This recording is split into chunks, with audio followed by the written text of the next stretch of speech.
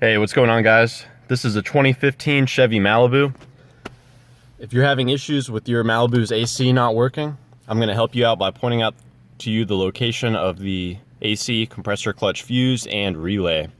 Those are going to be in the fuse box under the hood.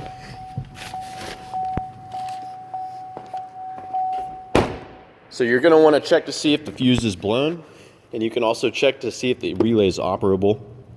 Sometimes you can get a relay to start working again by tapping on it. So pop this cover off. Now the relay is going to be right here. That controls the AC compressor clutch. Try tapping on it with the AC on to see if it can engage. That is going to be the fuse right there. There's a handy fuse puller located right here to help you pull that out.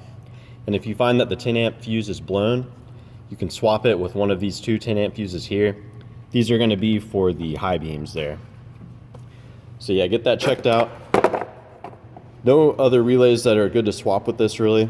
I think these both are important for other things. And when you're done messing around with it, you just pop the cover back on like so. And you'll know if the AC relays need to be paid attention to if you see the clutch on the top of the compressor or in the front of the compressor. If you do not see this rotating, then the compressor clutch is not engaging, and you may have an electrical issue, or it could be that you don't have enough Freon in the system. But yeah, that's about it. Let me know if you guys have any questions.